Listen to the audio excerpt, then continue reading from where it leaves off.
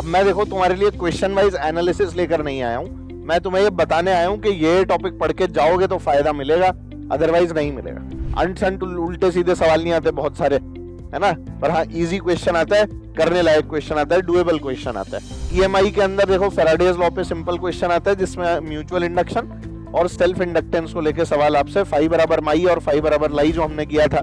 Semiconductors के अंदर हर चीज के VI characteristic, Zener breakdown, avalanche breakdown, drift current क्या होता है, डिफ्यूजन करंट क्या होता है ना, आपका मास एक्शन लॉ क्या होता है, लॉजिक गेट्स के सारे सवाल आपको आने चाहिए, गेट देखकर पहचान में आना चाहिए, ये सब काम होने चाहिए। हेलो एवरीवन, आज हम लोग चर्चा करने वाले हैं कि नीट फिजिक्स के अंदर सबसे इंपॉर्टेंट टॉपिक्स कौन से हैं। ठीक है, अब ये जो सबसे इंपॉर्टेंट टॉपिक्स का खेल है ना, ये हर साल बदलते तो है नहीं, क्योंकि टॉपिक्स तो वही है 27-28 टॉपिक जो हम लोग टोटल पढ़ते हैं। अब उन 27-28 टॉपिक्स के अंदर से मेरे लिए इंपॉर्टेंट क्या है, जिस पार्ट से नीट के अंदर मैक्सिमम क्वेश्चंस जो है वो पूछे जाते हैं। अब मैं देखो तुम्हारे लिए क्वेश्चन वाइज एनालिसिस लेकर नहीं आया हूं, मैं तुम्हें ये बताने आया हूं कि ये टॉपिक पढ़ के जाओगे तो फायदा मिलेगा, अदरवाइज नहीं मिलेगा। मैं एक्सपीरियंस से ये वाली बातें आपको बता सकता हूं कि इन टॉपिक्स से आप लोगों के क्वेश्चंस जो है वो मैक्सिमम बनते हैं। इन क्वेश्चंस को आप लोगों को देखना है और ये टॉपिक्स आपको बिल्कुल नहीं छोड़ने हैं। ठीक है, तो आइए इसके बारे में थोड़ी सी हम लोग चर्चा करते हैं कि आखिर सबसे इंपॉर्टेंट टॉपिक्स अगर हम लोग नीट फिजिक्स की चर्चा करें तो वो कौन से हो जाते हैं। तो अगर सबसे इंपॉर्टेंट टॉपिक्स की शुरुआत करें तो काइनेमेटिक्स एज अ होल आपके लिए बहुत इंपॉर्टेंट हो गया शुरुआत में, है ना। वेक्टर्स को मैं अलग से मेंशन इसलिए नहीं करता क्योंकि उसका यूज है, वेक्टर्स इज अ कंसेप्ट जो हर जगह यूज होता है। तो काइनेमेटिक्स एज अ होल आपके लिए बहुत इंपॉर्टेंट है, जिसके अंदर आपका 1D 2D दोनों आ गया। इसके अंदर इच्छा होती है जैसे नीट वालों की कि भैया ग्राफ का क्वेश्चन पूछ लेते हैं, इसका उसका क्वेश्चन पूछ लेते हैं, तो उनकी बड़ी इच्छाएं रहती हैं, है ना। प्रोजेक्टाइल मोशन उनको बहुत पसंद है, ठीक है, 1D के अंदर रिलेटिव उनको बहुत पसंद है, रिवर बोट उनको बहुत पसंद है, रेनमैन उनको बहुत पसंद है। तो ऐसे टॉपिक्स जो है वो सब आप देखकर जाएंगे तो आप लोगों को अपने आप एहसास हो जाएगा कि क्या करके जाना है। अब देख, यूनिट डायमेंशन में इंपॉर्टेंट टॉपिक्स में इसलिए नहीं लिख रहा कि उसका सवाल आएगा तो वो बहुत ईजी होगा, वो तुम वैसे ही कर लोगे, बहुत ईजी होगा। यहाँ इतने सारे वेरिएशन मौजूद है ना काइनेमेटिक्स में कि अपने को पता नहीं लगता कौन सा और किस तरह का सवाल बन जाए, तो इसीलिए क्लास नोट्स भी पढ़ के जाओगे तो तुम्हारा काम हो जाएगा। पीवाईक्यू तो तुमने कर ही लिए होंगे, तो मैं जानता हूं। तो सबसे पहला टॉपिक हो गया आपका काइनेमेटिक्स, ठीक है। दूसरा पार्ट आ गया आपका वो पार्ट जो आप लोग जनरली कर ही लेते हैं, है ना, पर इंपॉर्टेंट तो है ही। तो एनएलएम, फ्रिक्शन और सर्कुलर, हाँ ये तो करना ही है। एनएलएम हो गया, फ्रिक्शन हो गया, और क्या हो गया भाई, सर्कुलर हो गया। ये सब साथ चलता है, Newton's laws of motion, friction and circular. ठीक है, मतलब ये ऐसे टॉपिक्स हैं जिनको स्किप करना मतलब आप लोगों ने फिजिक्स के अंदर पढ़ाई नहीं की, और अगर ये एनएलएम, फ्रिक्शन और सर्कुलर नहीं आता होगा तो आगे के टॉपिक्स भी आपको समझ में नहीं आते होंगे, तो ये तो आपको आना ही चाहिए, है ना। अच्छा, वर्क पर एनर्जी इक्वेशन लिखनी आनी चाहिए, वर्क एनर्जी थ्योरम से सवाल आता है, पावर से क्वेश्चन आता है। अनसंट उल्टे सीधे सवाल नहीं आते बहुत सारे, है ना, पर हाँ इजी क्वेश्चन आता है, करने लायक क्वेश्चन आता है, डुएबल क्वेश्चन आता है। तो WP centre of mass, collision वाला जो पोर्शन है,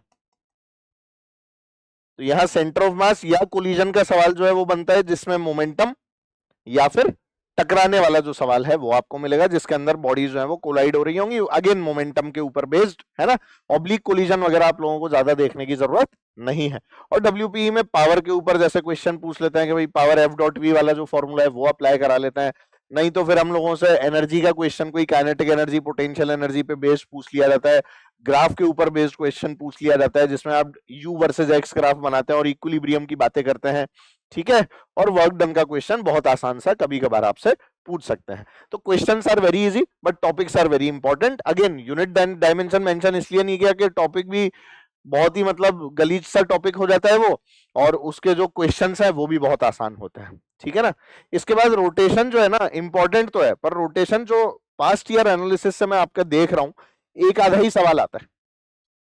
अब वो जो एक आधा सवाल आया उसके लिए पूरे रोटेशन के पीछे पड़ जाओ उसकी भी जरूरत नहीं है, तो उसको मैं मोस्ट इंपॉर्टेंट टॉपिक्स में नहीं डाल रहा हूं, ठीक है। हाँ, कुछ इनसाइडर टॉपिक्स हैं जैसे मान लो मोमेंट ऑफ इनर्शिया हो गया, टॉर्क हो गया, एंगुलर मोमेंटम कंजर्वेशन हो गया, यहाँ का सवाल आता है तो आप लोग कर लेते हो। रोलिंग का सवाल आता है, अगर आप लोग एक बार नोट्स भी देख जाओगे तो आपका काम हो जाएगा। तो I am not putting it into the important topics list, क्योंकि उसका एक क्वेश्चन जो है ना वही देखने को मिल रहा है, एक से ज्यादा क्वेश्चन देखने को नहीं मिल रहा है। कई लोगों को रोटेशन हार्ड लगता है क्योंकि टॉपिक्स बहुत सारे, तो आई वुड सजेस्ट कि अगर रोटेशन अभी तक नहीं किया है तो उसकी तरफ मत देखो, आगे बढ़ जाओ, या फिर एक बार क्लास नोट्स तो पढ़ लो, है ना, ये काम आप लोग कर सकते हैं। फिर अपन और आगे बढ़ते हैं, तो देख ग्रेविटेशन इंपॉर्टेंट है, इस पे 2 से 3 सवाल आ जाता है। तो इसमें है ना, जो सैटेलाइट मोशन में अपन ऑर्बिट शिफ्टिंग की बात करते हैं, एनर्जी की बात करते हैं, डेप्थ के साथ वेरिएशन, हाइट के साथ वेरिएशन की बात करते हैं, इन टॉपिक्स के ऊपर सवाल बन जाता है। तो ग्रेविटेशन और इलेक्ट्रो ये हैंड इन हैंड चलता है ना। मैं इलेक्ट्रोस्टैटिक्स एज अ होल बात कर रहा हूँ, जिसमें इलेक्ट्रिक चार्जेस एंड फील्ड भी आ गया, और इलेक्ट्रिक पोटेंशियल एनर्जी वाला पार्ट भी आ गया, कैपेसिटर को अपन ने अलग रखा है ना। तो इलेक्ट्रोस्टैटिक्स वाला जो पार्ट है, इस पार्ट से जो क्वेश्चन बनता है वो कंडक्टर्स वगैरह के ऊपर बेस्ड बनता है, ठीक है, शीट के ऊपर बनते हैं, मेटेलिक प्लेट की इलेक्ट्रिक फील्ड के ऊपर बनेगा, है ना, नॉन कंडक्टिंग मटेरियल क्या होता है, कंडक्टिंग मटेरियल क्या होता है, थ्योरी क्वेश्चन बन सकते हैं, ठीक है ना। तो ये वो पार्ट है जहां से आप लोगों को बहुत सारे सवाल देखने को मिल जाता है ना। फ्लूइड को मैं अगेन इंपॉर्टेंट पे नहीं डालूंगा, पर सवाल अगर आया तो सिंपल बर्नौली का आ सकता है, इक्वेशन ऑफ कंटिन्यूटी का आ सकता है, सिंपल पास्कल्स लॉ का आ सकता है, तो उस वाले पार्ट पे, और आर्किमिडीज प्रिंसिपल, इसके ऊपर बहुत ज्यादा रिसर्च करने की जरूरत नहीं है, क्योंकि एक आधा सवाल आता है, उससे ज्यादा सवाल नहीं पूछा जाता है ना। फिर हम लोग अगर आगे बढ़ते हैं, ग्रेविटेशन और इलेक्ट्रो को हटा के फिर हम आगे बढ़ते हैं, तो आपका थर्मल प्रॉपर्टीज वगैरह आता है। अगेन इसको भी इंपॉर्टेंट में नहीं डाल रहा, क्योंकि थर्मल प्रॉपर्टीज ऑफ मैटर और जो आपकी बल्क प्रॉपर्टीज ऑफ मैटर वाला जो पार्ट है ना, इस पोर्शन से एक सवाल आता है, नोट्स पढ़ लोगे उससे काम हो जाएगा। इसके बाद में हाँ, वेव्स एसएचएम जो है वो जरूर आपके लिए यहाँ लेना चाहूंगा, क्योंकि यहाँ से 2 से 3 सवाल आप लोगों के बन जाएंगे। तो इस वाले पार्ट को आप तरीके से एक बार देख लेना, नोट्स भी पढ़ लोगे तो हमारा काम हो जाएगा, ठीक है। फिर हम बात करते हैं, तो हम लोग आगे बढ़े, तो देखो करंट और कैपेसिटर, 3 से 4 सवाल एक्सपेक्ट करिए इस वाले पोर्शन से। करंट कैपेसिटर के बाद में अगर मैं बात करूं तो मैग्नेटिज्म ईएमआई, अगेन 2 से 3 सवाल। ईएमआई में लॉरेंस फोर्स हो गई, इंड्यूस इलेक्ट्रिक फील्ड हो गई, अच्छे अच्छे सवाल वहां से बना देते हैं, ठीक है। और करंट कैपेसिटर आपको पता ही है, जैसे करंट में व्हीटस्टोन ब्रिज बहुत पसंद है, बैटरी कॉम्बिनेशन बहुत पसंद है, कैपेसिटर में चार्जिंग डिस्चार्जिंग बहुत पसंद है, पर किसी टी टाइम पर नहीं, टी इन्फिनिटी वाली। तो ट्रांजिएंट तो कम ही देते हैं कैपेसिटर में, ज्यादा जो वो देता है वो स्टेडी स्टेट और टी इक्वल्स टू जीरो के एनालिसिस वाला कैपेसिटर देते हैं, जिसमें कैपेसिटर फुली चार्ज कर देता है और एक बार जीरो चार्ज वाली कंडीशन रहती है। ईएमआई के अंदर देखो फैराडेज लॉ पे सिंपल क्वेश्चन आता है, जिसमें म्यूचुअल इंडक्शन और सेल्फ इंडक्टेंस को लेकर सवाल आपसे फाई बराबर माई और फाई बराबर लाई जो हमने किया था उसके ऊपर बेस्ड आपसे यहाँ पर पूछा जा सकता है। ईएमएफ पूछा जा सकता है, जो आपको पता है M D I by D T और L D I by D T के बराबर होता है। लेंस लॉ का भी सिंपल सा सवाल बना देता है। मैग्नेटिज्म में मेजरली जो देखा गया है वो देखा गया है कि आपसे F equals to Q V cross B पर सवाल पूछ लिया, आर बराबर M V upon Q B जो सर्कुलर पाथ लेता है एक चार्ज पार्टिकल किसी मैग्नेटिक फील्ड में जब हम मूव कराते हैं, ऐसे सवाल बहुत ज्यादा बनाने की कोशिश करते हैं। या फिर मैग्नेटिज्म में वायर्स के अंदर जिनमें करंट जा रहा है उनके कारण मैग्नेटिक फील्ड या उनके कारण एक दूसरे पे लगने वाली फोर्सेस, अट्रैक्टिव, रिपल्सिव और उनकी वैल्यूज, ये सारे सवाल मैग्नेटिज्म से एक्सपेक्टेड रहते हैं, ठीक है। मटेरियल से एक सवाल आएगा तो उसको मैं मेंशन नहीं कर रहा हूं अलग से, पर मटेरियल्स आप लोग पढ़ के जाना, मैंने बहुत बढ़िया से पढ़ाया है, मेरे को अच्छे से पता है। उसके बाद में अगर हम बात करें एसी की, तो एसी अगेन इंपॉर्टेंट हो जाता है, क्योंकि एसी में ऐसा है कि 2 से 3 सवाल बना देता है।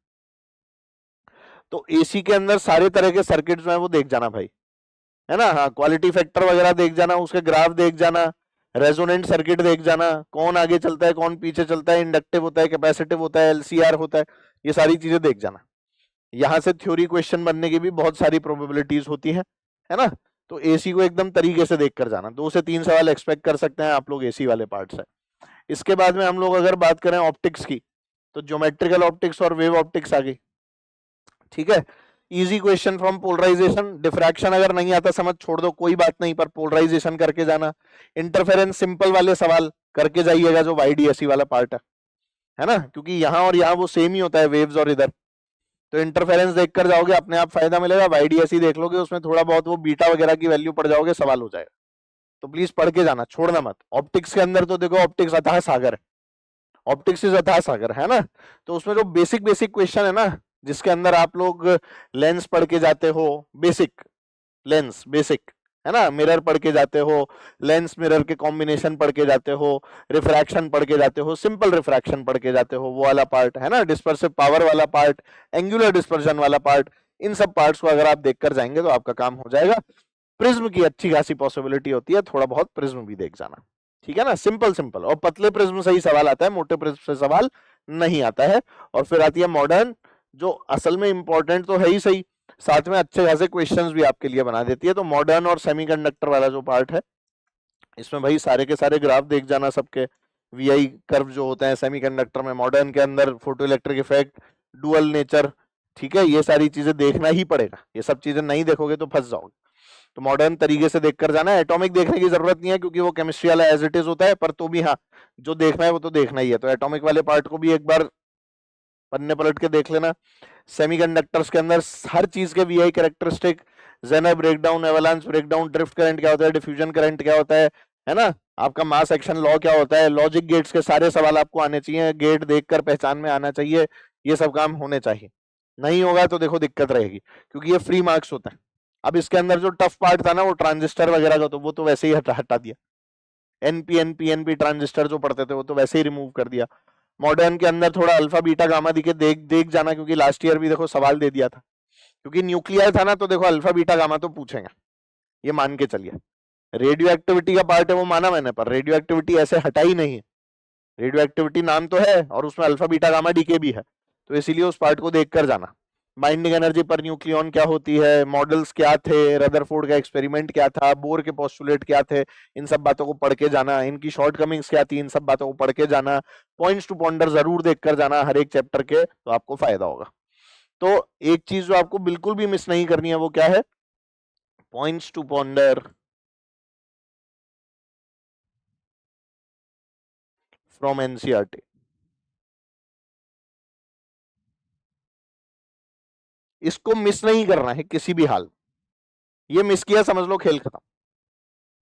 मतलब असर्शन रीजन वाले क्वेश्चन और जो ट्रू फॉल्स वाले जो क्वेश्चन है, या जो थ्योरी क्वेश्चंस बनते हैं, इतने बढ़िया बनते हैं ना, यहीं से बनते हैं। और तुमको पता है कि पूछा भी जाता है और लास्ट ईयर गड़बड़ भी हुई थी। तो जब ये सब बात जानते हो तो पढ़ लो, पढ़ लोगे तो फायदे में रहोगे, यही बात बोल रहा हूँ। ठीक है, तो इन चीजों को थोड़ा सा देख लें अपने हिसाब से, अब अपने प्लान बना लें, जिससे कि आपको नीट फिजिक्स अटेम्प्ट करने के अंदर तो कोई दिक्कत नहीं है। बाकी मैं यहाँ मौजूद हूँ कोटा विद्यापीठ में, आओ मिलो, मैं आपको बताऊंगा कि आप लोग क्या कर रहे हैं, क्या सही कर रहे हैं, क्या गलत कर रहे हैं। मिल के बात करेंगे तो ज्यादा फायदा होगा। ठीक है, तो मेरे हिसाब से एक जो तरीका है, जो मोस्ट इंपॉर्टेंट क्वेश्चंस हैं अपने फिजिक्स के, अगर उनको निकालें तो ये वो टॉपिक्स हैं जो मैंने आप लोगों को बता दिए हैं। इन टॉपिक्स के ऊपर थोड़ा सा ज्यादा ध्यान लगा दीजिए। अगर नोट्स भी अभी तक नहीं पढ़े हैं तो एटलीस्ट नोट्स वाला पोर्शन तो पढ़ लीजिए। जो टॉपिक्स नहीं भी लिखे हैं उनके भी नोट्स तो पढ़ लो, इनके पीवाईक्यूज भी कर लो। ठीक है, ये मेरी एक्सपेक्टेशन है, और मैं जानता हूं बहुत सारे बच्चे इसी एक्सपेक्टेशन के ऊपर काम कर चुके हैं। और मैं ये भी जानता हूँ कि वो बच्चे डॉक्टर भी बनने वाले हैं। पर जो बच्चे बिल्कुल उल्टी मेहनत कर रहे हैं ना डॉक्टर नहीं बनने के लिए, उनको भी बोल रहा हूँ थोड़ी बहुत मेहनत कर लो, जिससे एक बार कॉन्फिडेंस तो आए एग्जाम देके कि हाँ यार मैंने थोड़ी सी मेहनत की थी, अब एग्जाम दे लिया। तो एग्जाम देने के बाद इतना कॉन्फिडेंस तो रखो अपने अंदर के ड्रॉप करने की भी सोच सको, है ना। तो ये बात भी है। तो आप लोग ध्यान रखें अपना, पढ़ाई के ऊपर फोकस रखें। तब तक के लिए bye bye, see you, take care, sayonara and जय हिंद एवरीवन।